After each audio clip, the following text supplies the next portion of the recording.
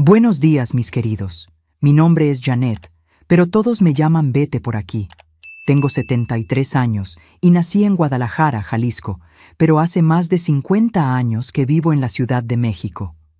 Hoy voy a contar una historia que guardé dentro de mí por casi 60 años.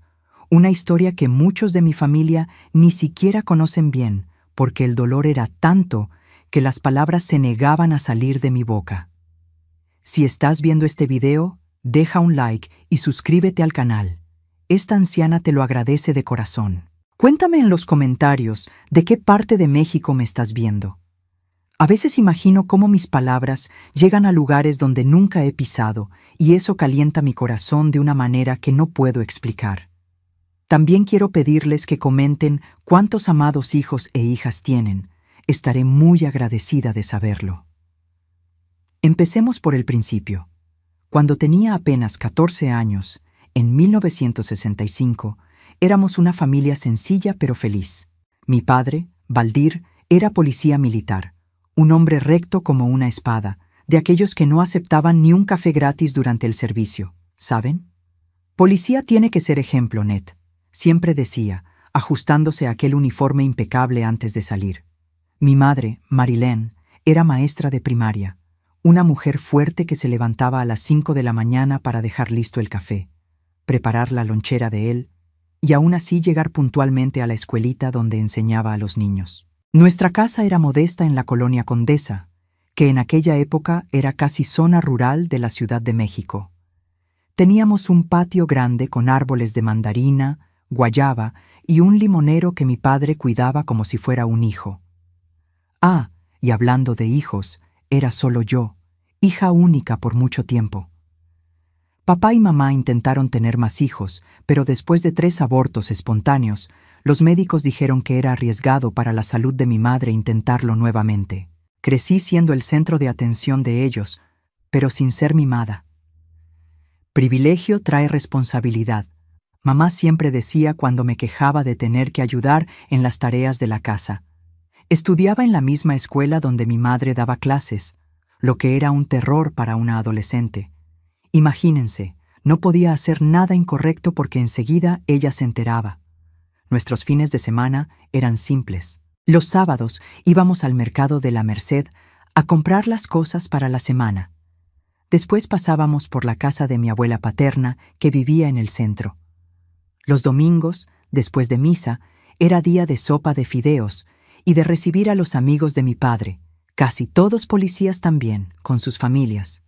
Era una vida común, sin lujos, pero llena de seguridad y amor. Todo cambió en aquel invierno de 1965. Recuerdo como si fuera hoy el frío cortante de julio en la Ciudad de México, ese frío que penetra hasta los huesos. Mi padre llegó a casa más tarde de lo normal, con un semblante diferente. No era cansancio, era emoción. Él, que siempre fue de pocas palabras, aquella noche no paraba de hablar durante la cena. Marilyn, Ned, hoy conocí a un niño que partió mi corazón, comenzó, removiendo la sopa de frijol con verduras que mamá había preparado. Fue en un caso en Tepito. Su madre, usuaria de drogas, fue arrestada por tráfico. El padre, nadie sabe quién es. El niño estaba allí, flaco, asustado, sin tener a dónde ir. Mamá escuchaba atenta, como siempre lo hacía. Ella respetaba profundamente el trabajo de mi padre, a pesar de todo el peligro involucrado. Tiene 16 años, Marilén. Se llama Bernardo, un muchacho educado a pesar de todo lo que ha pasado. Podría estar en el crimen como tantos otros de aquel lugar, pero estudia, tiene un cuaderno ordenado, buenas notas. Fue ahí cuando vi en los ojos de mi padre algo que nunca había visto antes, una determinación diferente, casi una súplica. Va a ir a un albergue estatal, pero sabes cómo son esos lugares. Apenas tienen recursos para los niños pequeños, mucho menos para un adolescente. Mi madre puso su mano sobre la de él, como si ya supiera lo que vendría a continuación. Y vino. Estaba pensando, Marilyn, tenemos espacio, tenemos condiciones. Annette siempre quiso un hermano. Recuerdo el silencio que siguió, un silencio pesado, lleno de posibilidades. Mamá miró a mi padre, luego a mí, luego volvió a él. Valdir, ¿estás hablando de adopción? Él asintió, aquellos ojos azules brillando de una manera que raramente veía. Puede quedarse en el cuartito de atrás, aquel que era de tu madre. Ya es casi un hombre, no va a dar problemas de niño pequeño, y créeme, este niño es especial, lo sentí. Esa noche, la conversación se extendió hasta tarde. Yo me quedé allí, medio olvidada en la mesa, mientras ellos discutían los pros y contras. Mi madre tenía sus reservas. Después de todo, acoger a un adolescente desconocido no es decisión que se toma de la noche a la mañana. Pero mi padre estaba determinado de una manera que nunca había visto. Marilén, no puedo explicarlo. Miré a este niño y vi algo. Vi la oportunidad de hacer una diferencia real en la vida de alguien, de dar una familia a quien nunca la tuvo. Mi madre, que tenía corazón blando a pesar de su apariencia dura de maestra, acabó cediendo. Vamos a conocerlo primero, Valdir. Vamos con calma. La semana siguiente, mi padre consiguió autorización para traer a Bernardo a almorzar a casa. Recuerdo estar espiando por la ventana, curiosa por ver cómo sería este posible nuevo hermano. Cuando el coche de mi padre se estacionó, primero bajó él. Después, un muchacho delgado de cabello castaño, bien cortado, usando una camiseta limpia pero visiblemente desteñida y un pantalón de mezclilla gastado. Bernardo entró en nuestra casa como quien entra en un museo, mirando todo con reverencia, casi con miedo de tocar cualquier cosa. Tenía ojos castaños grandes, un poco tristes, y una sonrisa tímida que aparecía raramente. Hablaba poco, siempre muy educado, llamando a mis padres señor y señora, y a mí niña. «Puedes llamarme Ned», dije, tratando de romper el hielo. «¿Todos me llaman así?» Él asintió, aún sin mirarme directamente. «Gracias, Ned». El almuerzo fue un poco incómodo al principio. Bernardo comía despacio, pequeñas porciones, como si tuviera miedo de que la comida se acabara o que alguien fuera a quitarle el plato. Mi madre, con su instinto maternal, pronto se dio cuenta. «Hay bastante comida, hijo. Puedes repetir si quieres», dijo con aquella voz dulce que usaba con sus alumnos más tímidos. Fue la primera vez que vi a Bernardo sonreír de verdad, una sonrisa que transformó completamente su rostro, que de repente pareció mucho más joven, casi infantil. «Usted cocina muy bien, doña Marilén», dijo, finalmente permitiéndose mirar directamente a mi madre. Vi la mirada que mis padres intercambiaron en aquel momento. Sé ahora, mirando hacia atrás, que fue allí donde la decisión realmente se tomó. En las semanas siguientes, Bernardo vino más veces, se quedaba para la cena, ayudaba a mi padre a regar las plantas del patio, preguntaba sobre mis estudios.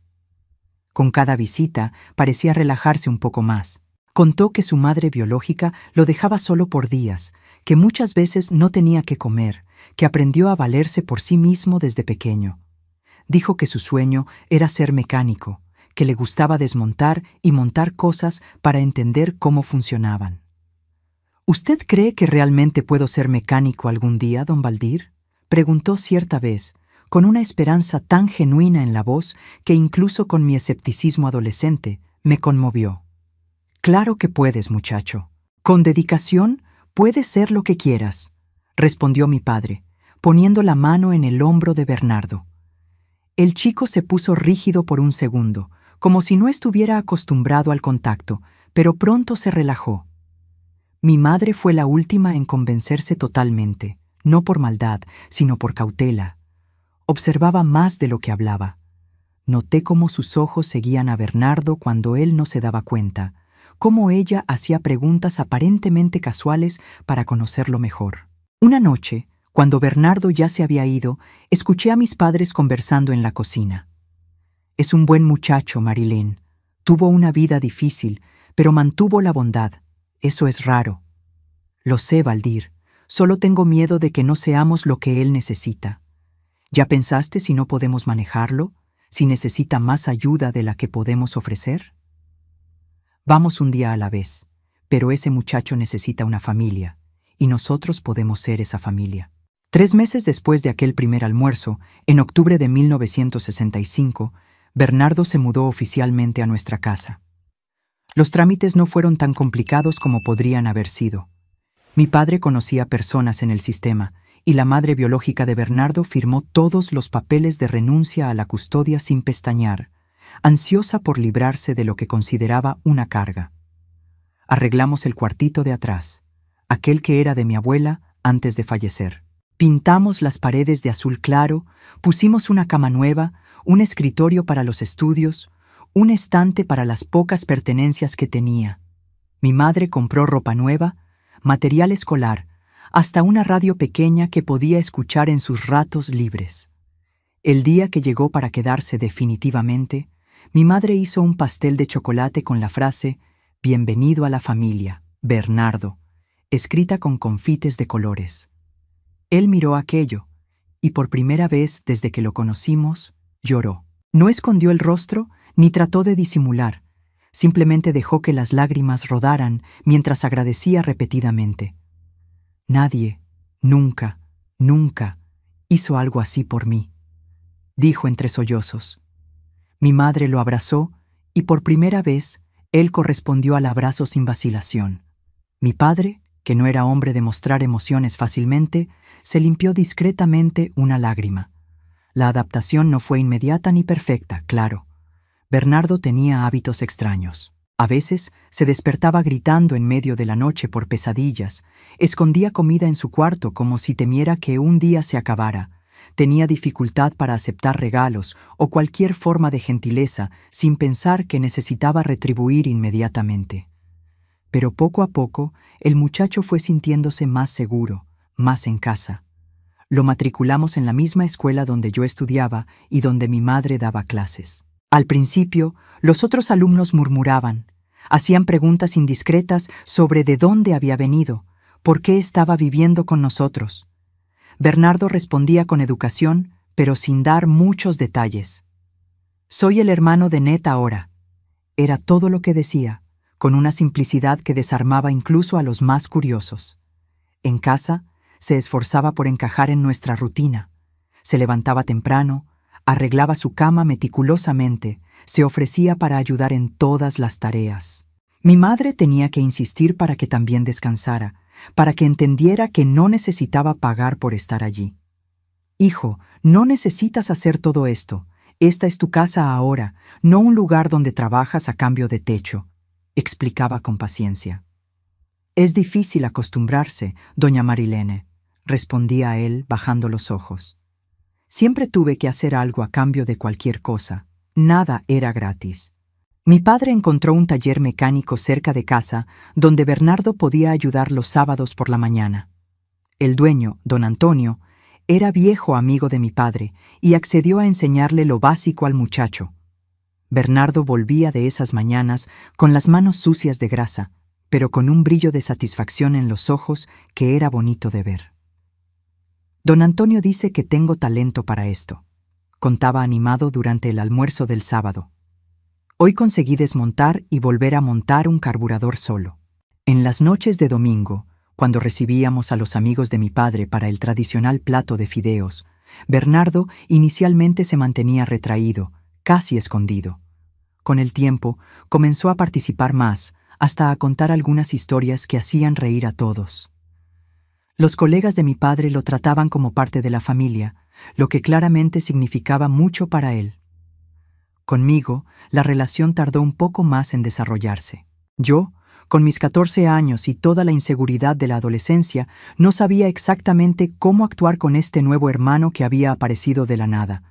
A veces me burlaba de él, probaba los límites, quería ver hasta dónde llegaba su paciencia. Bernardo nunca respondía, solo sonreía aquella sonrisa triste y decía: «Está bien, Ned, no hay problema». Fue en una tarde lluviosa, de esas típicas de la Ciudad de México, que nuestra relación comenzó a cambiar. Tenía un examen de matemáticas al día siguiente y estaba teniendo dificultades con las ecuaciones. Frustrada, lancé el cuaderno lejos y comencé a llorar de rabia. Bernardo, que pasaba por el pasillo, se detuvo en la puerta de mi habitación. «¿Puedo ayudar?» «Matemáticas siempre fue mi materia favorita», ofreció tímidamente. Reluctante, dejé que se sentara a mi lado. Para mi sorpresa, Bernardo explicaba de una manera mucho más clara que el profesor. Tenía paciencia, usaba ejemplos de la vida cotidiana, no se enfadaba cuando no entendía a la primera. ¿Ves? Lo conseguiste, Ned. Es solo cuestión de ver el problema desde otro ángulo, decía con una gentileza que me desarmaba completamente. Después de aquel día, comencé a ver a Bernardo con otros ojos. Ya no era el intruso en mi familia, sino alguien que tenía su propio valor, sus propias cualidades. Comencé a incluirlo cuando salía con mis amigos, a defenderlo cuando alguien en la escuela hacía comentarios maliciosos, a realmente tratarlo como un hermano. 6 meses después de su llegada, el cambio en nuestra casa era evidente. Bernardo sonreía más, hablaba más alto, ocupaba su espacio sin pedir disculpas por existir. Mis padres estaban radiantes con el progreso, orgullosos de cómo se estaba desarrollando en la escuela, en el taller, en casa. Mejor decisión que hemos tomado, comentó mi padre cierta noche, observando por la ventana mientras Bernardo ayudaba a mi madre a recoger limones del árbol. Ese muchacho merecía una oportunidad, y mira cómo la aprovechó. Si alguien me preguntara en aquel momento si era feliz con mi nuevo hermano, habría respondido que sí sin vacilar. Bernardo parecía ser exactamente lo que mi familia necesitaba para completarse. Un hijo para mis padres, un hermano para mí, alguien que trajo una energía nueva y positiva a nuestra casa. ¿Cómo podría imaginar que detrás de aquella sonrisa tímida, de aquellos ojos tristes, de aquella gratitud aparentemente sincera, se escondía algo mucho más sombrío? ¿Cómo podría saber que aquella decisión tomada con tanto amor por mi padre acabaría destruyendo nuestra familia de una forma que ninguno de nosotros podría prever? En aquella época, solo veía lo que quería ver. No veía las pequeñas señales, los comportamientos extraños que, mirando hacia atrás ahora, eran como banderas rojas, ondeando furiosamente, advirtiendo de un peligro que no supimos reconocer a tiempo. Los primeros meses con Bernardo fueron como un sueño que muy pronto se transformaría en la peor pesadilla de nuestras vidas. ¿Ya notaron cómo siempre ignoramos esa vocecita dentro de la cabeza que dice que algo no está bien? Fue así conmigo. Las señales estaban todas ahí, parpadeando como un semáforo averiado, pero elegí no verlas. Tal vez por ingenuidad, tal vez por no querer decepcionar a mis padres, tal vez por miedo de estar siendo injusta con alguien que había sufrido tanto. Fue a principios de 1966, unos 3 meses después de que Bernardo se mudara oficialmente a nuestra casa, que comencé a notar pequeños cambios. Nada gritante al principio, solo extrañezas, detalles que parecían fuera de lugar, como un cuadro en la pared que alguien movió unos centímetros, y solo quien conoce bien la casa lo nota. Lo primero que noté fue cómo miraba a mi madre cuando creía que nadie estaba viendo. No era una mirada de hijo a madre, ni de gratitud. Era algo más posesivo, como si estuviera planeando algo. Cuando ella pasaba junto a él en la cocina y tocaba su hombro cariñosamente, algo en sus ojos cambiaba por un segundo. Un destello de algo que en aquel entonces no supe identificar, pero hoy, mirando hacia atrás, reconozco como ira contenida. Cierta mañana me desperté más temprano de lo normal y fui a la cocina a beber agua. Me detuve en la puerta al oír voces bajas, Bernardo y mi madre. Ella estaba preparando el café, como siempre hacía alrededor de las 5 de la mañana, y él se había levantado temprano para ayudar. «No tenías que haberte levantado tan temprano, hijo», decía mi madre con aquella voz dulce suya. «Me gusta estar a solas con usted», respondió él en un tono que me causó un escalofrío. Don Baldir y Ned no la entienden como yo la entiendo. Mi madre rió, aquella risa educada que daba cuando no sabía bien cómo responder a algo. «¡Qué tonterías, Bernardo! Somos una familia». «Antes no tenía nada», continuó él, como si ella no hubiera hablado. «Ahora la tengo a usted». Fue la forma en que lo dijo. No «ahora los tengo a ustedes» o «ahora tengo una familia». Fue específico. «Ahora la tengo a usted», como si mi madre fuera una cosa que le perteneciera a él.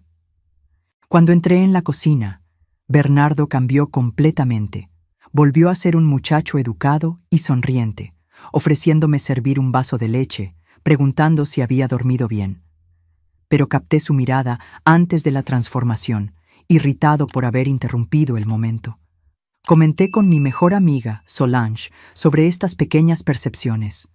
«¿Estás celosa, Ned?», dijo riendo. «Es normal cuando llega un hermano nuevo, ¿no?». Tal vez era eso mismo, tal vez eran solo celos tontos de adolescente.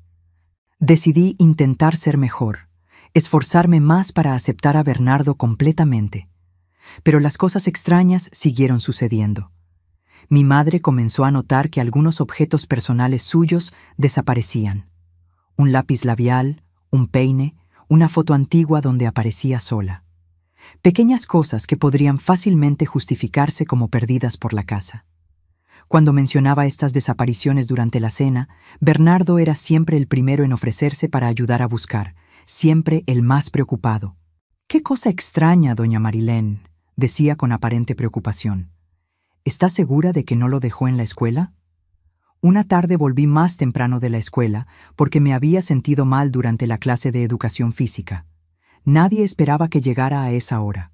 Mamá estaba en la escuela, papá en el trabajo, y Bernardo debería estar en el taller, ya que era su día de aprendizaje allí. Pero cuando entré en casa silenciosamente, debido al dolor de cabeza, oí ruido en la habitación de mis padres. Pensé que eran ladrones y me quedé paralizada de miedo. Entonces, muy despacio, espié por la puerta entreabierta. Era Bernardo. Estaba acostado en la cama de mis padres, abrazado a la almohada de mi madre, con el rostro hundido en ella, respirando profundamente como si quisiera absorber su olor.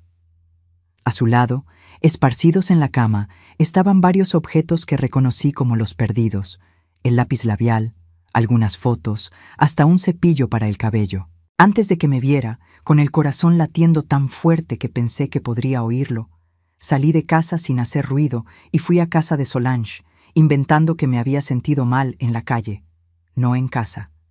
Aquella noche no pude dormir. Quería contarlo a mis padres, pero ¿qué diría? Atrapé a Bernardo oliendo la almohada de mamá. Sonaba ridículo incluso para mí. ¿Y si realmente eran solo celos, como Solange había sugerido? ¿Y si estuviera viendo problemas donde no existían por no querer compartir a mis padres? Decidí observar más antes de decir cualquier cosa. Comencé a prestar atención a cada detalle del comportamiento de Bernardo, especialmente cuando no sabía que estaba siendo observado. Fue ahí que me di cuenta de cuánto cambiaba dependiendo de quién estaba cerca. Con mi padre era el hijo perfecto, respetuoso, trabajador, interesado en las historias de trabajo en la policía. Con mi madre era carente, casi infantil a veces, siempre buscando aprobación y afecto físico, un toque en el brazo, un abrazo, una caricia en el cabello. Conmigo alternaba entre el hermano mayor protector y largas horas ignorándome completamente, como si fuera invisible. Pero había momentos, pequeños instantes, en que la máscara se deslizaba, como cuando mi padre lo corrigió frente a un vecino sobre cómo sostener una herramienta. Vi su rostro contraerse en una expresión de puro odio antes de rápidamente sonreír y agradecer la corrección. O cuando mi madre mencionó orgullosa que yo había sacado la nota más alta de la clase en español, Bernardo rompió el lápiz que sostenía en dos, escondiendo el gesto debajo de la mesa. Las cosas comenzaron a desaparecer o romperse por la casa. El reloj de pulsera antiguo de mi padre, herencia de mi abuelo, un juego de platos que mi madre había recibido en su boda, mi diario que mantenía escondido debajo del colchón. Cuando se le preguntaba sobre cualquier cosa, Bernardo siempre tenía una coartada perfecta, siempre estaba en otro lugar, siempre tenía una explicación razonable. Un día encontré a mi gato Romeo muerto en el patio. Tenía apenas 2 años y era saludable. Lloré desconsolada mientras mi padre lo enterraba debajo del árbol de guayaba. Bernardo estaba a mi lado, consolándome, diciendo que probablemente el gato había comido algo envenenado en la calle. «Así son los gatos, Ned», dijo, pasando el brazo sobre mis hombros. «Nunca se sabe dónde van, qué comen. No te apegues tanto a los animales, siempre van a partir y dejarte». Algo en su tono me incomodó profundamente. Miré a sus ojos y por un instante vi algo frío, casi divertido, como si estuviera apreciando mi dolor. Alejé el pensamiento. Sería demasiado absurdo. La situación con mi madre empeoró gradualmente. Bernardo comenzó a crear pequeños conflictos entre ella y mi padre. Contaba historias ligeramente diferentes a cada uno sobre lo que el otro había dicho o hecho. Nada obvio o agresivo, solo pequeñas distorsiones que, con el tiempo, fueron creando desconfianza. Doña Marilén, don Baldir comentó en el desayuno que usted anda muy cansada, que debería dejar algunas clases. Él cree que usted no puede con todo. O entonces, don Baldir, doña Marilene dijo que se molesta cuando usted llega tarde sin avisar. Ella cree que a usted no le importa la familia. Mis padres, que raramente discutían antes, comenzaron a tener pequeños desacuerdos. Nada serio, pero lo suficiente para crear una tensión que no existía antes. Y Bernardo siempre estaba allí, siendo el pacificador, el comprensivo, aquel que entendía los dos lados. Doña Marilén, usted trabaja demasiado, es normal que don Baldir se preocupe. Don Baldir, doña Marilén, solo se preocupa porque lo ama. Él creaba el problema, y después se presentaba como la solución.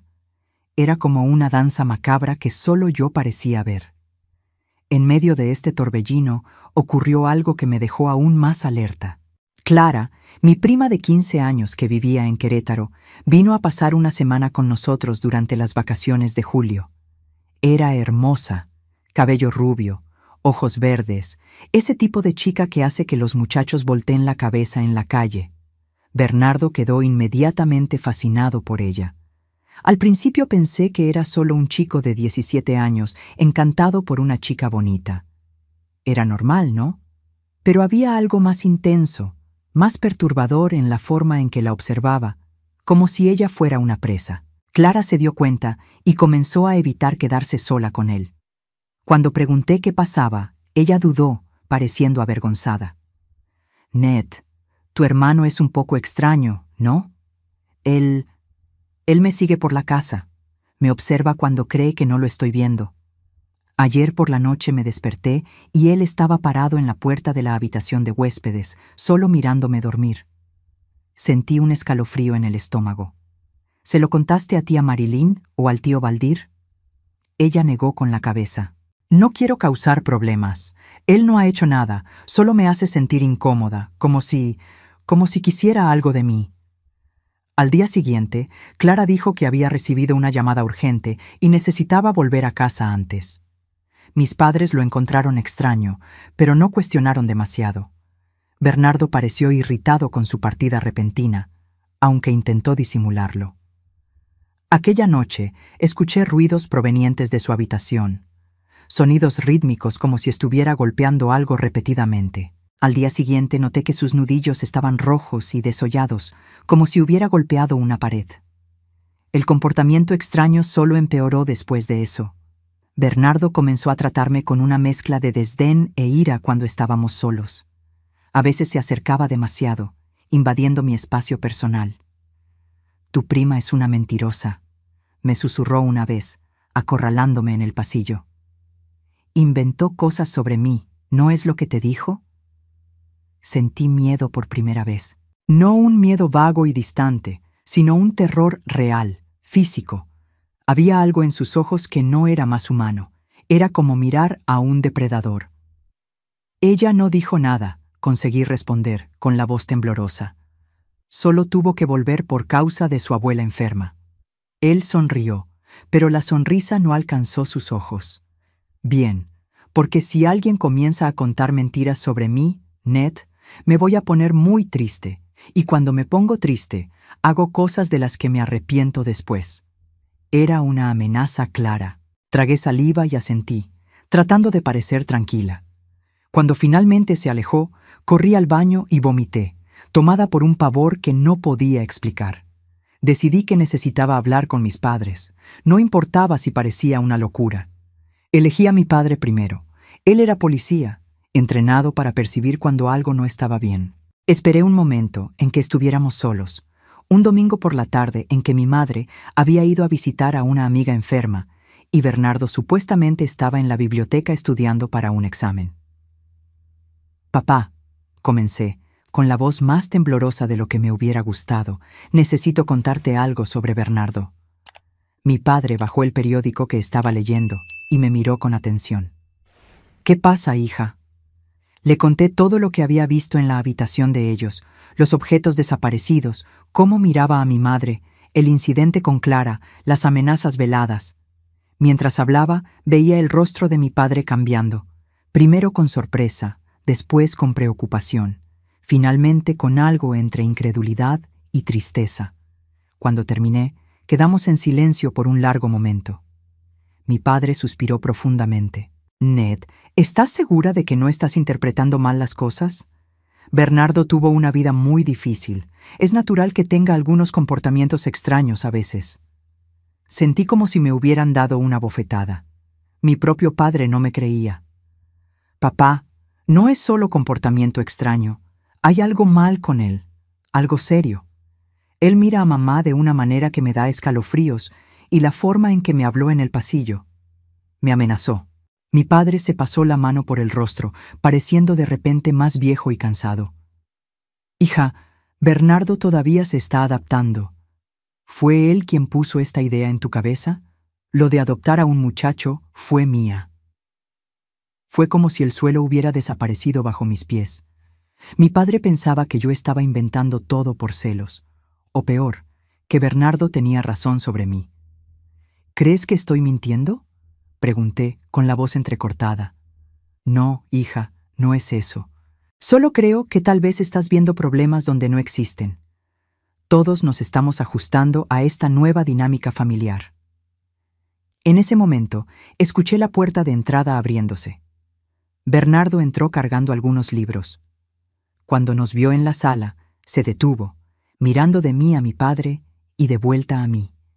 Algo en mi rostro o en la postura de mi padre debe haber delatado el tema de nuestra conversación, porque vi algo oscurecerse en su mirada. «Buenas tardes, don Valdir». «Hola, Ned», dijo con aquella sonrisa perfecta que ahora yo sabía que era completamente falsa. «¿Interrumpo algo?». «No, hijo, solo estaba conversando con Ned sobre cosas de familia», respondió mi padre, levantándose. «¿Cómo fue el estudio?». «Productivo», respondió Bernardo, aún mirándome fijamente. «Aprendí muchas cosas nuevas hoy». Cuando mi padre salió de la sala para buscar agua, Bernardo se acercó a mí. Su voz era apenas un susurro, pero cada palabra era clara como el cristal. «Ya te advertí una vez, netita. No pruebes mi paciencia.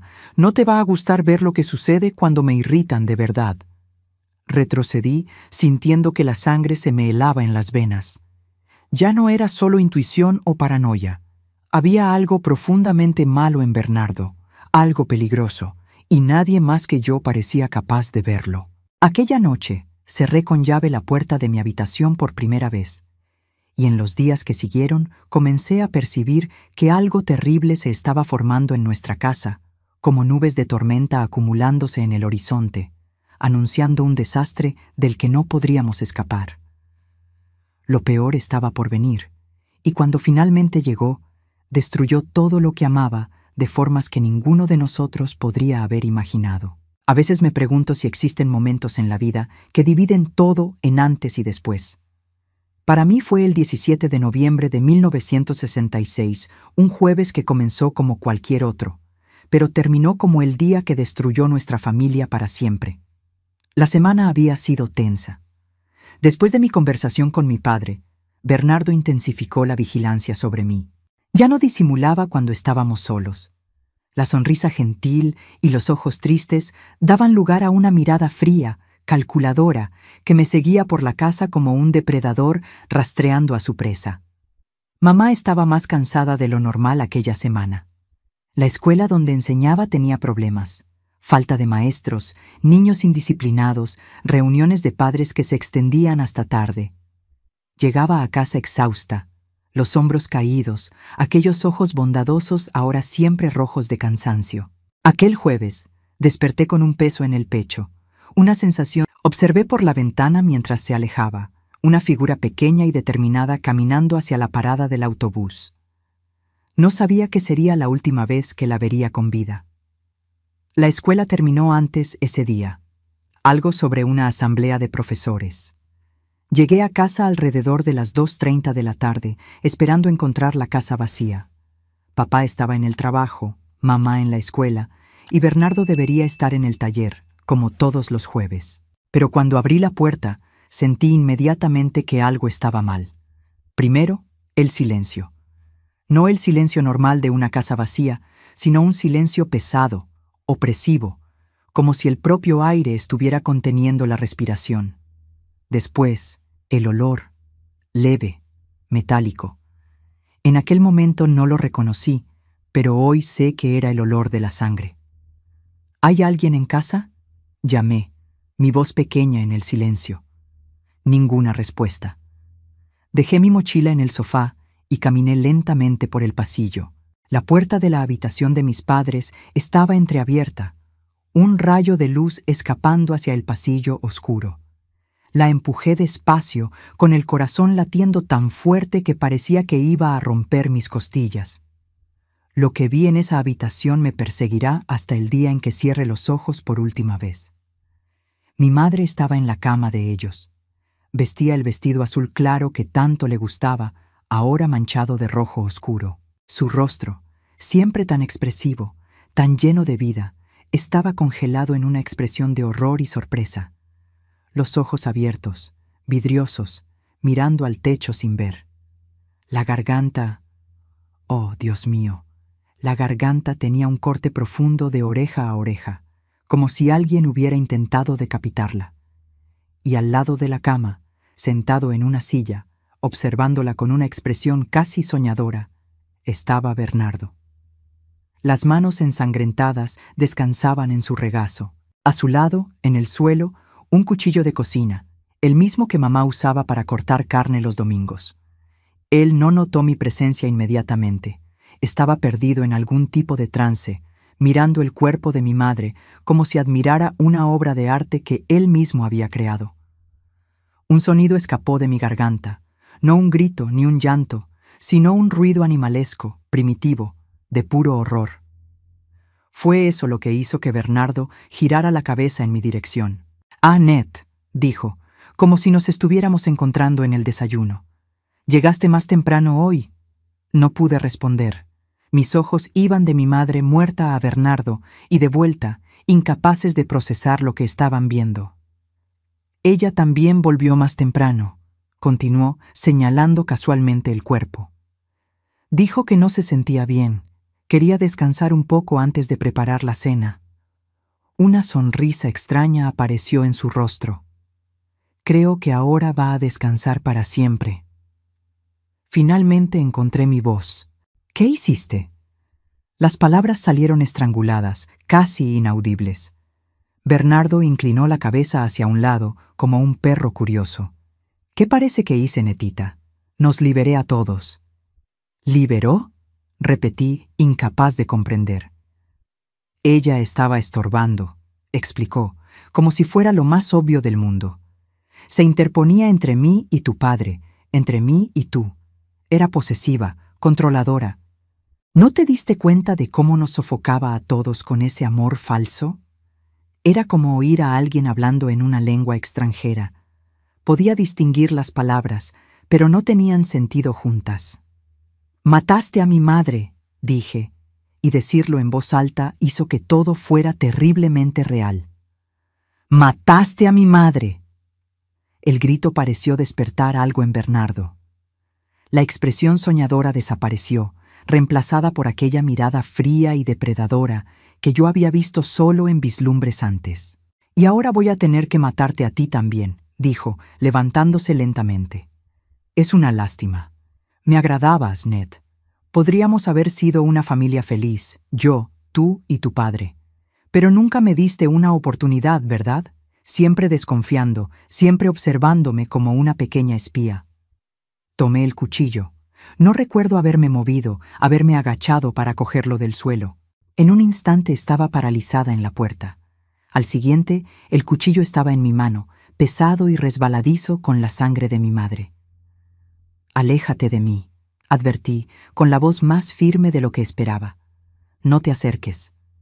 Bernardo se rió, una risa gutural, enfermiza, que no combinaba con su rostro joven. ¿O qué, netita? ¿Vas a matarme también?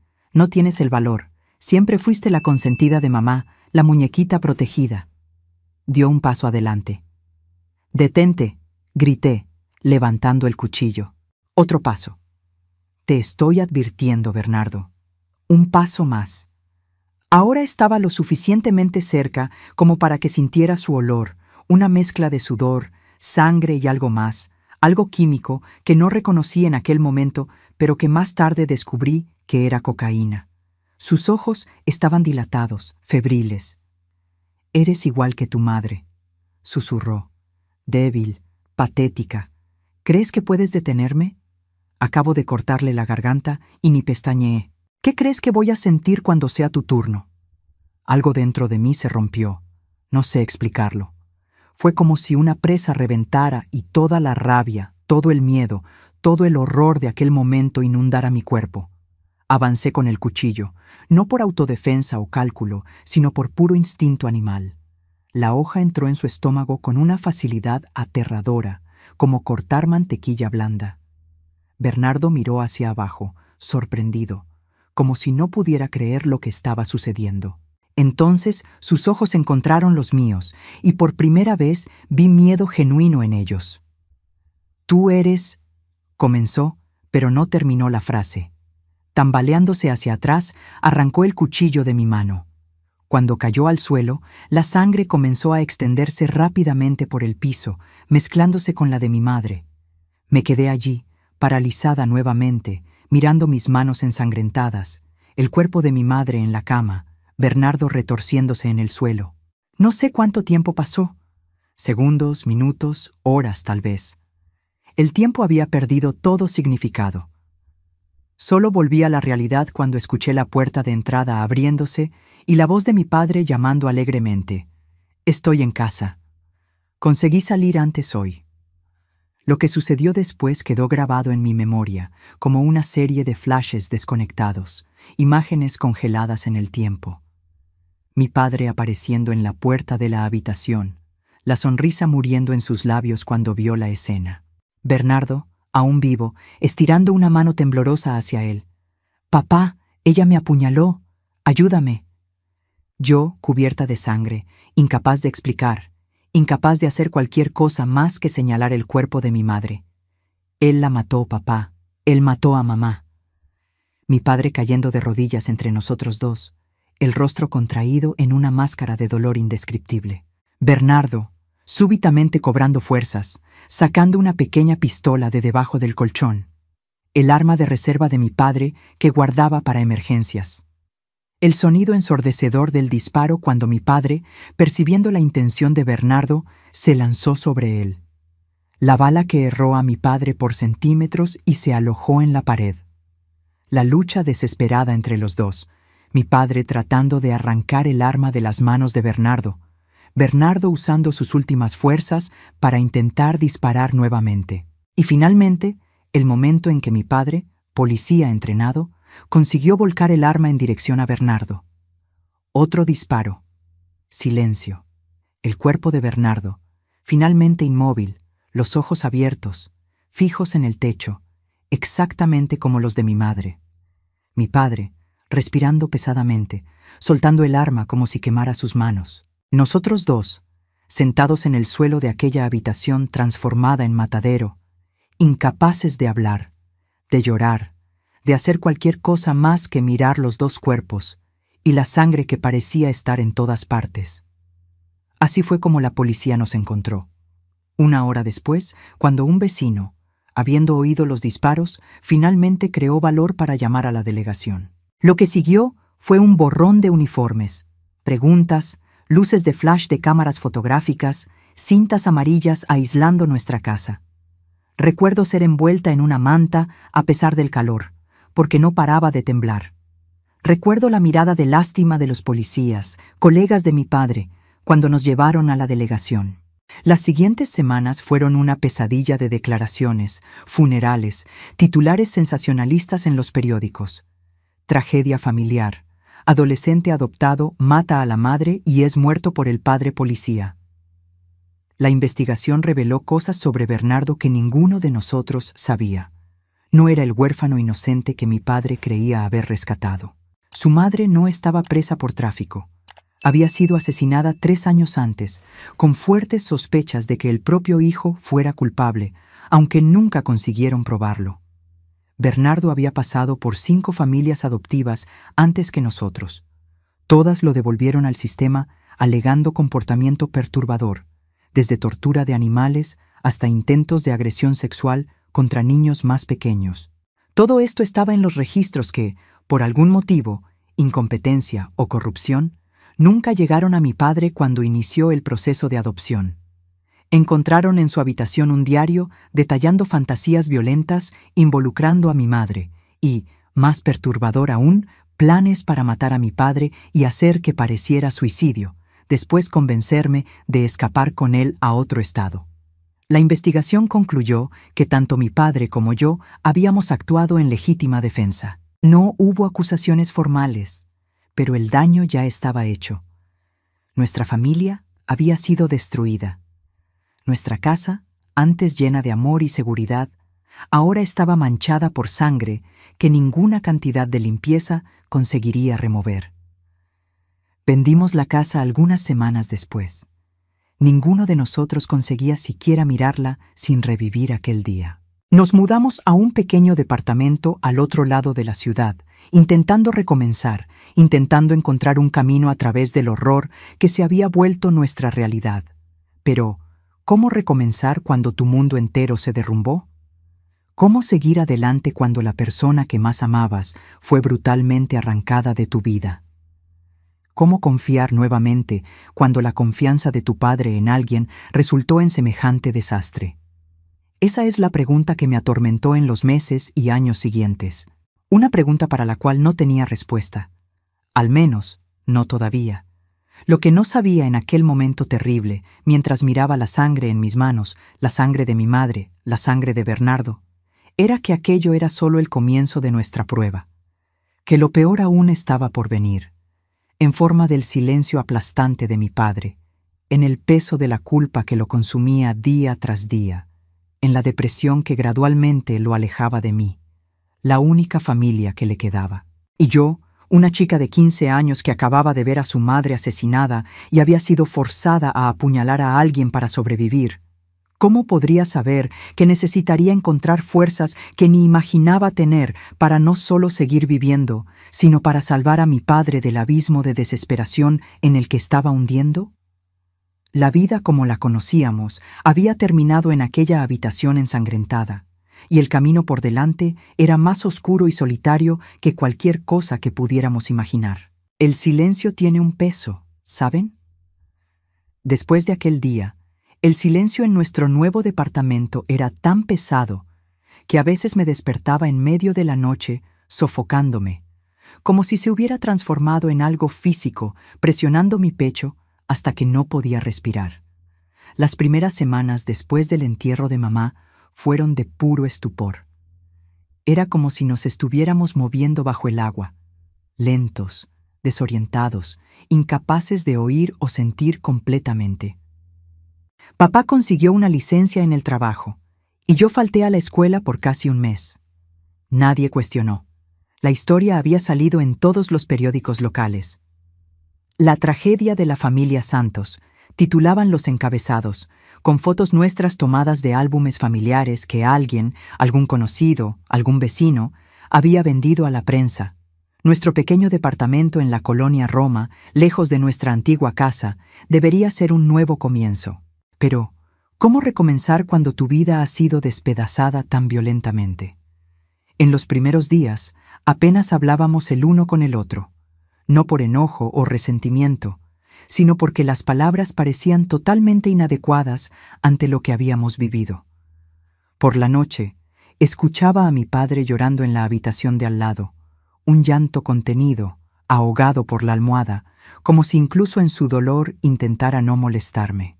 Por la mañana, preparaba nuestro desayuno en silencio, los ojos hinchados y rojos, pero siempre tratando de sonreír cuando me veía, una sonrisa que nunca llegaba a los ojos, que solo destacaba aún más la devastación en su rostro.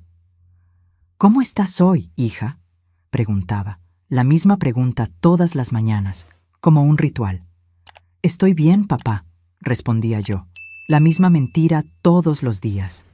No estábamos bien. Estábamos despedazados, sangrando por dentro, incapaces de lidiar con la monstruosidad de lo que había sucedido. Fue en la tercera semana en nuestro nuevo hogar que me di cuenta de que algo más allá del dolor y el luto estaba consumiendo a mi padre. Comenzó a perder peso rápidamente, siempre alegando no tener hambre cuando yo intentaba hacerlo comer. Dormía cada vez menos. Muchas veces lo encontraba de madrugada sentado en el pequeño balcón del departamento, mirando a la nada, un vaso de whisky en la mano. «Necesitas dormir un poco, papá», decía yo. «No consigo cerrar los ojos sin ver», comenzaba, pero nunca terminaba la frase.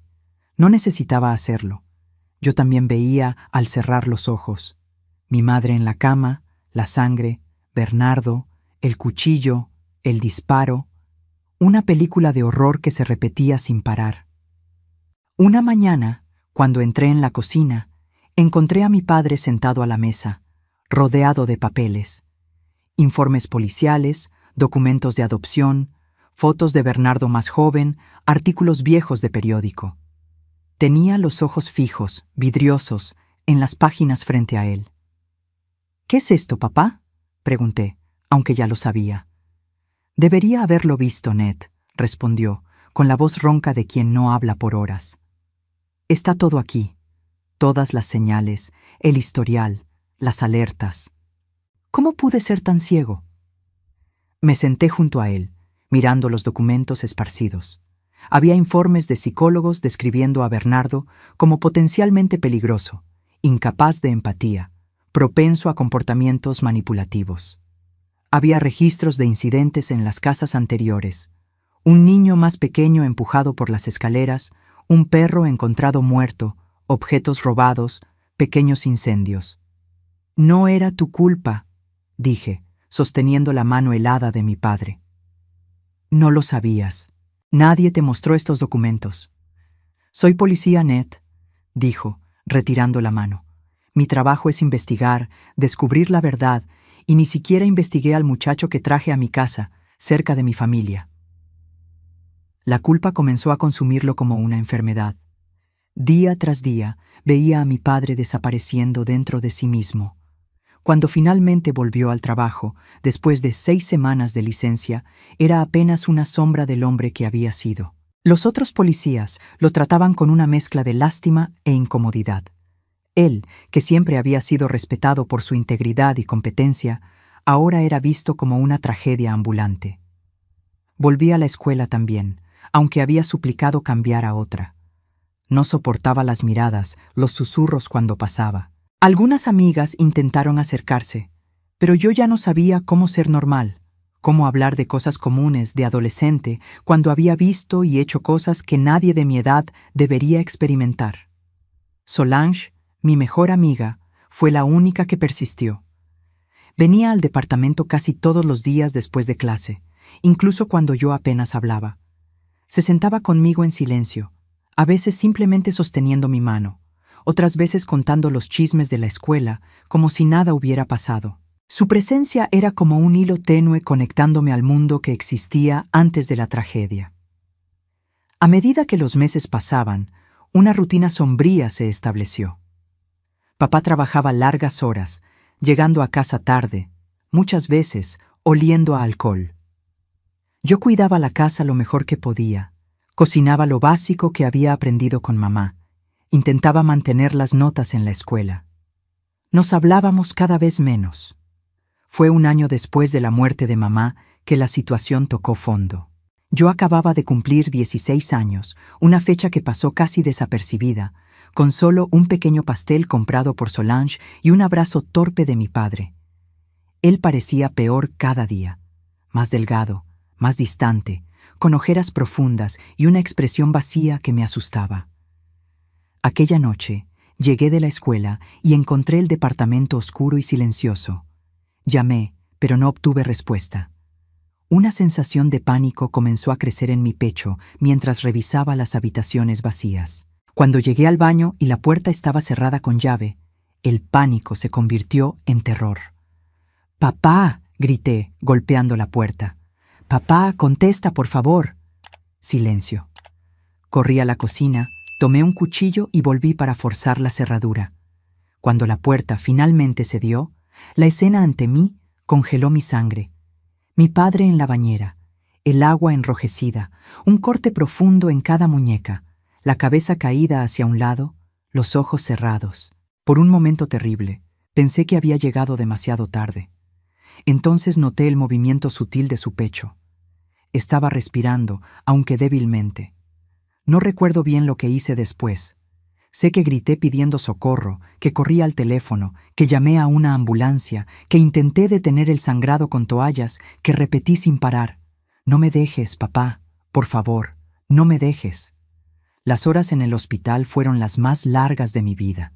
Sentada sola en la sala de espera, con la ropa aún manchada de sangre, sangre de mi padre, esta vez, sentí que había llegado a mi límite. Tenía 16 años y ya había visto más muerte y sufrimiento de lo que muchos ven en toda una vida.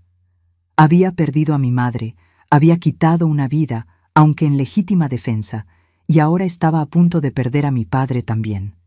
Cuando el médico finalmente apareció para decir que él sobreviviría, que habíamos llegado a tiempo, me derrumbé en lágrimas. No de alivio, sino de agotamiento total. Lloré hasta no tener más lágrimas, hasta que todo mi cuerpo dolía, hasta que las enfermeras se preocuparon de que necesitaría sedación también. Mi padre estuvo internado por 2 semanas, primero en la UCI, después en el ala psiquiátrica. Los médicos hablaban de depresión severa, ideación suicida, trastorno de estrés postraumático. Para mí, eran solo palabras técnicas para describir lo que ya sabía. Mi padre se estaba ahogando en culpa y yo no sabía cómo salvarlo. Durante esas 2 semanas me quedé en casa de Solange. Sus padres me trataron con cariño, intentando darme un atisbo de normalidad.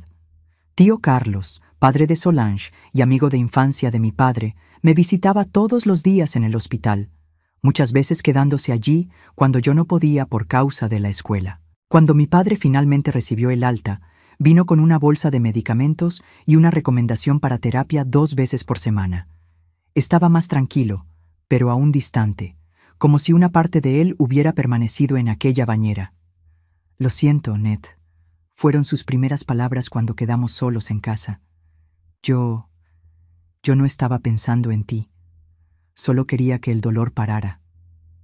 Lo abracé, sintiendo sus huesos bajo la piel. Tan frágil, tan diferente del hombre fuerte que yo conocía. «Vamos a superar esto, papá», dije, sin realmente creerlo. «Juntos. ¿Prometes que no me dejarás?». Él asintió, pero no consiguió mirarme a los ojos. «Prometo intentarlo». Los meses siguientes fueron de recuperación lenta, dolorosa, con altos y bajos aterradores. La terapia ayudó, no de forma milagrosa, pero poco a poco. El psiquiatra ajustó los medicamentos varias veces hasta encontrar la combinación que mantenía los pensamientos más sombríos bajo control. Mi padre volvió al trabajo, pero en servicio administrativo, lejos de las calles y de la presión. Contamos con la ayuda inesperada de personas que hasta entonces eran solo conocidos distantes. La señora del departamento de al lado, doña Iracema, viuda de 70 años, comenzó a traer platos caseros casi a diario, insistiendo en que estábamos muy delgados. El portero del edificio, don Juvenal, siempre encontraba una manera de arreglar pequeñas cosas en el departamento sin cobrar. La profesora de español se ofreció a darme clases extras para compensar el tiempo perdido. Pequeños gestos de bondad que juntos formaron una red de seguridad a nuestro alrededor, impidiendo que cayéramos nuevamente en el abismo. Aún así, nunca volvimos a ser quienes éramos antes. ¿Cómo podríamos? Cargábamos cicatrices visibles e invisibles que reformularon completamente quiénes éramos, cómo veíamos el mundo, cómo nos relacionábamos el uno con el otro y con los demás. En mi cumpleaños número 17, mi padre hizo un esfuerzo visible por crear algo de normalidad. Compró un pastel Invitó a Solange y a 2 compañeros más de la escuela que se habían acercado a mí. Incluso puso una música que mamá adoraba. En medio de la pequeña celebración, nuestras miradas se cruzaron y vi en él una mezcla de tristeza y determinación que me partió el corazón. Más tarde esa noche, cuando todos se habían ido, me entregó un pequeño paquete. «Era de tu madre», dijo. «Ella quería que lo tuvieras en tu cumpleaños 18, pero creo que ella querría que lo tuvieras ahora». Dentro de la cajita había un collar de oro con un pequeño dije en forma de libro abierto, una referencia al amor que mamá tenía por la lectura y trataba de inculcarme desde pequeña. Lo compró meses antes de que todo ocurriera, continuó con la voz entrecortada. Lo guardé exactamente donde ella lo había escondido. Mirando aquel collar, algo se quebró dentro de mí, no de forma destructiva, sino como si una presa finalmente cediera, liberando emociones que había mantenido contenidas por tanto tiempo. «La extraño tanto», confesé, las lágrimas corriendo libremente. «Todos los días, papá, todos los días despierto pensando que voy a escuchar su voz por la casa». «Yo también, hija», respondió, y por primera vez desde la tragedia lloró abiertamente frente a mí, no escondido en su habitación, no silenciosamente, sino con grandes sollozos que sacudían todo su cuerpo. No pasa un segundo sin que piense en ella, sin que me arrepienta. «No fue tu culpa», dije con toda la convicción que pude reunir. «Papá, mírame. No fue tu culpa. Solo querías ayudar a alguien. Solo querías hacer el bien. Pero traje al monstruo a nuestra casa, Ned. Insistí, incluso cuando tu madre tenía dudas. Y él nos engañó a todos. Ni siquiera los especialistas vieron lo que realmente era. Permanecimos ahí abrazados, llorando juntos por primera vez. Fue doloroso, pero de alguna forma también purificador, como si juntos finalmente pudiéramos comenzar a drenar el veneno de la culpa y el resentimiento que nos consumía por dentro. Aquella noche no curó mágicamente todo. Mi padre aún tenía días malos, aún luchaba contra la depresión, aún despertaba gritando por pesadillas. Yo aún tenía flashbacks terribles, aún evitaba ciertos lugares y situaciones, aún me sobresaltaba con cualquier ruido repentino. Pero algo fundamental había cambiado. Ya no sufríamos separadamente, cada uno aislado en su dolor. Estábamos sufriendo juntos, y de alguna manera, eso hacía la carga más soportable. En los meses siguientes, establecimos nuevos rituales familiares, pequeños momentos de conexión que nos ayudaban a continuar. Los domingos hacíamos hotcakes juntos, como mamá solía hacer. Las noches de viernes veíamos una película, siempre algo ligero, nada con violencia o suspenso. Los sábados visitábamos el cementerio, llevando flores frescas para mamá, y poco a poco, tan despacio que apenas noté cuándo comenzó, fuimos reaprendiendo a vivir. No como antes, nunca sería como antes, pero de una nueva forma, llevando nuestras cicatrices con más dignidad, aprovechando los momentos buenos cuando venían, enfrentando juntos los momentos malos. En mi último año de preparatoria, cuando llegó el momento de decidir qué haría con mi vida, la respuesta vino naturalmente: psicología. Quería entender lo que había ocurrido con nuestra familia. Quería ayudar a otras personas que pasaban por traumas. Quería transformar todo aquel dolor en algo positivo. Cuando se lo conté a mi padre, vi un brillo en sus ojos que hacía mucho no veía. Un atisbo del hombre que había sido antes, del policía idealista que creía en hacer la diferencia. «Tu madre estaría tan orgullosa de ti», dijo, sosteniendo mis manos. «Y yo lo estoy, Ned, tan orgulloso que apenas cabe en mi pecho».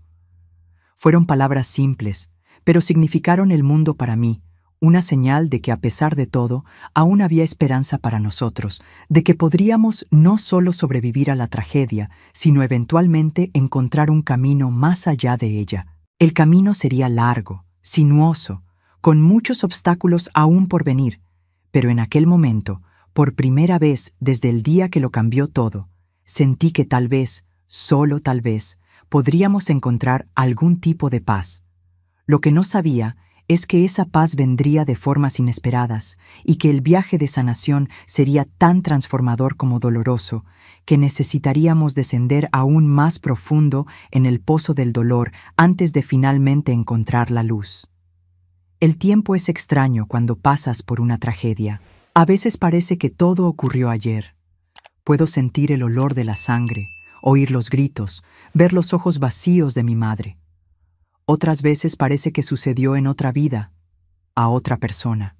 Hoy, a los 73 años, mirando hacia atrás, veo que aquella niña de 14 años que perdió todo en un día nunca imaginaría la vida que acabaría construyendo a partir de las cenizas. Entré a la Facultad de Psicología de la UNAM en 1970, con 19 años. Fue un logro no solo mío, sino de ambos. Mi padre había vuelto a trabajar a tiempo completo, aunque todavía en la parte administrativa de la policía, y yo daba algunas clases particulares para ayudar con los gastos. No era fácil, pero estábamos avanzando, un día a la vez. El campus universitario era un mundo aparte de lo que conocía. Por primera vez desde la tragedia, estaba en un lugar donde no era la niña de aquella familia, donde las personas no conocían mi historia antes siquiera de conocerme. Era liberador y aterrador al mismo tiempo. Podía ser quien quisiera, pero también me sentía como una impostora, como si cargara un secreto terrible que, de ser descubierto, haría que todos se alejaran. En mi segundo año de carrera, ocurrió algo que cambiaría mi vida nuevamente, pero esta vez para mejor. En un seminario sobre trauma, el profesor invitó a un psiquiatra para hablar sobre su experiencia tratando a sobrevivientes de situaciones extremas. El doctor Eduardo Méndez tenía unos 40 años, cabello canoso prematuramente, ojos amables detrás de anteojos de marco fino.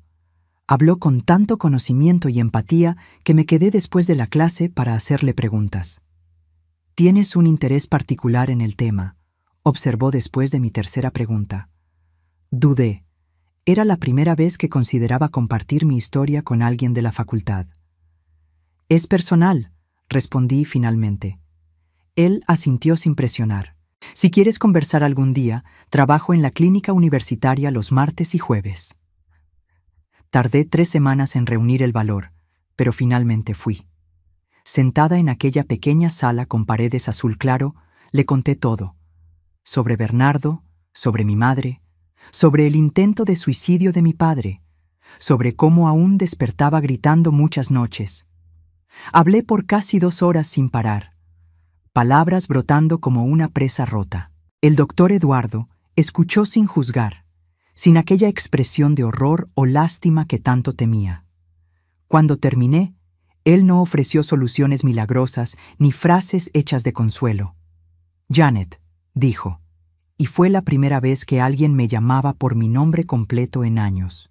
«Lo que has vivido es inimaginable para la mayoría de las personas. Que estés aquí, estudiando, funcionando, es extraordinario. Pero la verdadera sanación no viene solo de sobrevivir. Viene de integrar el trauma a tu historia, sin dejar que él defina quién eres». Aquellas palabras abrieron algo dentro de mí. Comenzamos una terapia formal, una vez por semana. No fue fácil. Muchas veces salía de las sesiones exhausta, drenada, como si hubiera corrido un maratón emocional.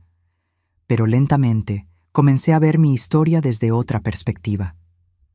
«No eres solo una víctima, Janet», me dijo el doctor Eduardo cierta vez. «Eres una sobreviviente y más que eso, salvaste a tu padre. Sin ti, él no estaría vivo hoy». Nunca lo había pensado así.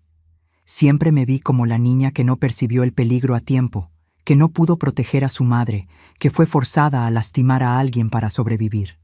La idea de que también había fuerza y coraje en mis acciones era revolucionaria. Compartí estas ideas con mi padre, que ahora tenía su propio terapeuta. Poco a poco, nuestra relación fue transformándose. Ya no éramos solo 2 sobrevivientes unidos por la tragedia, sino 2 personas reconstruyendo una conexión genuina, basada no solo en lo que habíamos perdido, sino en lo que aún teníamos el uno en el otro. Fue en terapia que finalmente pude hablar sobre algo que había guardado por años, la culpa por haber matado a Bernardo. Incluso sabiendo que fue en defensa propia, incluso sabiendo lo que él había hecho, aquel momento en que clavé el cuchillo en él me perseguía.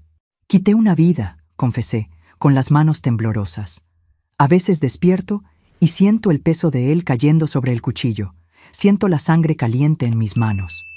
En situaciones extremas, nuestro cerebro solo tiene algunas opciones: huir, congelarse o luchar, explicó el doctor Eduardo. No estabas pensando racionalmente en ese momento, estabas sobreviviendo. No fue una elección consciente, fue puro instinto. Me tomó mucho tiempo aceptarlo, entender que mi reacción no me convertía en alguien como Bernardo, que existía un abismo entre matar por placer o poder, como él hizo con mi madre, y matar para defenderse cuando no hay otra opción. En mi tercer año de carrera, comencé a abrirme más. Hice amigos, participé en grupos de estudio, incluso fui a algunas fiestas. Nada extravagante, pero pequeños momentos de normalidad que antes parecían imposibles. Uno de esos amigos era Carlos, estudiante de Derecho que conocí en la biblioteca. Comenzamos hablando sobre libros y terminamos hablando de todo. En nuestro cuarto encuentro, en un café cerca de la universidad, tomó mi mano sobre la mesa. ¿Puedo contarte un secreto, Ned?, dijo, usando el apodo que pocos usaban ahora. Sé quién eres. Lo supe desde el primer día. Mi sangre se heló. ¿Qué quieres decir? Mi padre es abogado. Trabajó en tu caso, hace 4 años. Reconocí tu nombre. Retiré mi mano, lista para levantarme e irme corriendo. Él continuó rápidamente. Espera, por favor. No se lo he contado a nadie, nunca lo haría. Solo quería que supieras que te admiro, el valor que debe haber requerido seguir adelante después de todo. Me quedé paralizada, sin saber cómo reaccionar. Parte de mí quería huir, esconderme de la exposición. Otra parte sentía un extraño alivio, como si un peso hubiera sido levantado por no tener que fingir más, al menos con una persona. ¿Por qué me lo dices ahora?, pregunté, con la voz apenas audible. Porque creo que me estoy enamorando de ti, respondió simplemente. Y quería comenzar con total honestidad. Fue el inicio de mi primera relación, lenta, vacilante, llena de retrocesos de mi parte. Carlos tenía una paciencia infinita, nunca presionándome, siempre respetando mis límites, incluso cuando no los entendía completamente. Tardé 6 meses en dejarlo besarme, casi 1 año en poder estar sola con él en una habitación cerrada, sin entrar en pánico. Cuando finalmente le conté a mi padre sobre Carlos, se puso visiblemente nervioso. La idea de verme involucrada con alguien traía de vuelta los miedos de lo ocurrido con Bernardo. Invité a Carlos a cenar, y mi padre lo interrogó como solo un policía sabe hacerlo. Carlos aguantó todo con respeto e incluso humor, entendiendo de dónde venía la preocupación. Al final de la noche, cuando Carlos se fue, mi padre me abrazó. «Parece un buen muchacho, Ned», dijo, con la voz entrecortada. «Tu madre lo habría aprobado». Fue la primera vez que mencionó a mi madre sin aquella sombra de culpa y dolor absoluto. Un pequeño milagro. Me gradué en 1974, a los 23 años. Carlos se graduó en Derecho el mismo año. Nuestro noviazgo se había fortalecido, sobreviviendo a las presiones de la universidad, a mis luchas internas, a los miedos de mi padre. En la graduación, con el diploma en la mano, miré hacia el público y vi a mi padre aplaudiendo de pie, lágrimas en los ojos. A su lado estaba Solange, que se había convertido en maestra, y algunos amigos queridos que habíamos hecho a lo largo de los años. Fue en ese momento que me di cuenta de algo importante. Habíamos construido una nueva vida. No perfecta, no sin dolor o cicatrices, pero una vida con conexiones genuinas, logros reales, momentos de alegría verdadera. Carlos me pidió matrimonio aquella noche, durante la fiesta de graduación. Dije que sí, pero con una condición: que viviéramos cerca de mi padre. Él entendió sin que tuviera que explicar. Mi padre había mejorado mucho, pero aún nos necesitaba cerca, y yo no podría ser feliz sabiendo que él estaba solo. Nos casamos en 1975. Una ceremonia pequeña, con solo amigos cercanos y familia. Mi padre me llevó al altar, más delgado y con mucho más cabello blanco de lo que debería tener a los 50 años, pero con una sonrisa genuina en el rostro. Cuando me entregó a Carlos, susurró: «Tu madre estaría tan orgullosa de la mujer en que te has convertido». Compramos una casa a 10 minutos de la suya. Carlos abrió un pequeño bufete de abogados especializado en derechos humanos. Yo comencé a trabajar en una clínica comunitaria, atendiendo a personas que no podían pagar por terapia particular. El trabajo era desafiante, muchas veces doloroso, pero profundamente gratificante. Usar mi propia experiencia de trauma para ayudar a otros a navegar por los suyos daba sentido a todo lo que había ocurrido.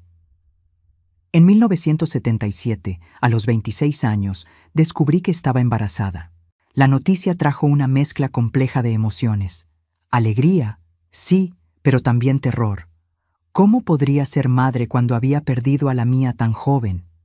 ¿Cómo protegería a esta criatura en un mundo que se había mostrado tan brutal? El doctor Eduardo, ahora más un amigo que terapeuta, me ayudó a navegar por esos miedos. «No estás condenada a repetir el pasado, Janet», me recordó. «Tu experiencia te ha dado una sabiduría que muchos padres nunca tendrán». Mi padre quedó extasiado con la noticia. Algo en él rejuveneció con la perspectiva de ser abuelo. Pintó la habitación del bebé, armó la cuna, comenzó a comprar juguetes meses antes del nacimiento. «¿Sabré ser abuelo?», me preguntó una noche, la inseguridad transparentándose. «Serás el mejor abuelo del mundo», respondí, sosteniendo su mano. «Este bebé tendrá tanta suerte de tenerte». En septiembre de 1977 nació mi hija Marilene, nombre elegido en honor a mi madre. Sostener aquel pequeño bulto en mis brazos fue como sentir mi corazón fuera del cuerpo, expuesto y vulnerable, pero también increíblemente fuerte. El amor que sentí fue tan abrumador que me dejó sin aliento. El primer año con Mari fue agotador, aterrador y maravilloso. Carlos demostró ser un padre dedicado, compartiendo todas las responsabilidades. Mi padre aparecía casi diariamente, trayendo regalos, ofreciendo ayuda o simplemente queriendo sostener a su nieta unos minutos. Mari creció rodeada de amor, protegida pero no sofocada. Decidimos desde el principio que cuando tuviera edad suficiente le contaríamos lo ocurrido con nuestra familia. No todos los detalles sombríos, pero lo esencial, que su abuela había sido víctima de violencia, que su abuelo y yo habíamos sobrevivido a una gran tragedia. Queríamos que entendiera sus raíces, pero sin cargar con nuestros traumas. En 1980 tuvimos nuestro segundo hijo, Valdir, en honor a mi padre. Ver a los dos nietos juntos, a mi padre con un nieto en cada brazo, era una imagen que jamás imaginé posible en los días más oscuros tras la tragedia. La vida siguió su curso. Tuvimos alegrías, las primeras palabras de los niños, cumpleaños, graduaciones. Tuvimos tristezas también. La muerte de mi padre en 1995, de un ataque cardíaco a los 70 años. Pero incluso en las pérdidas había una diferencia fundamental. Ya no estábamos solos, despedazados por la tragedia. Habíamos construido una familia, una red de apoyo, una vida plena a pesar de todo. Mari se graduó en medicina, Valdir en ingeniería. Ambos se casaron, me dieron nietos maravillosos. Carlos y yo celebramos 50 años de matrimonio el año pasado. Medio siglo de compañerismo, respeto y un amor que creció de las cenizas de la mayor tragedia que alguien pueda imaginar. Hoy, a los 73 años, sentada en esta sala conversando con ustedes, miro hacia atrás y veo que mi vida no fue definida por lo que perdí, sino por lo que construí después. No soy solo la niña que sobrevivió al horror.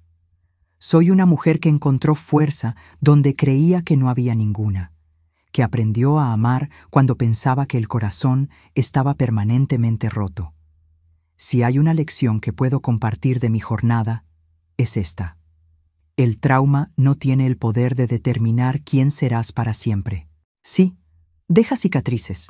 Sí, te cambia fundamentalmente, pero no determina el valor de tu vida ni limita tu capacidad de encontrar alegría, propósito y amor nuevamente. Mi historia no trata sobre la tragedia, sino sobre lo que vino después, la reconstrucción, la sanación, el descubrimiento de que somos mucho más resilientes de lo que imaginamos. Es sobre cómo, incluso en las noches más oscuras, existe la posibilidad del amanecer. Si estás pasando por tu propio valle de sombras ahora, quiero que sepas, no estás solo. Hay un camino a través del dolor, incluso cuando parece imposible verlo. Un paso a la vez, un día a la vez, y quizás, años después, mirarás hacia atrás como yo estoy haciendo ahora y verás que construiste algo hermoso a partir de las ruinas. Mis queridos, si esta historia tocó su corazón, me haría muy feliz si dejaran un like en este video y se suscribieran al canal. Este lugar se ha convertido en mi rinconcito para compartir no solo mis experiencias, sino también para conectar con personas como ustedes. Recuerden, nuestras cicatrices cuentan historias de supervivencia, no solo de dolor, y compartirlas puede ser el primer paso en la sanación de alguien que está sufriendo en silencio. Hasta el próximo video, mis queridos. Que Dios bendiga a cada uno de ustedes.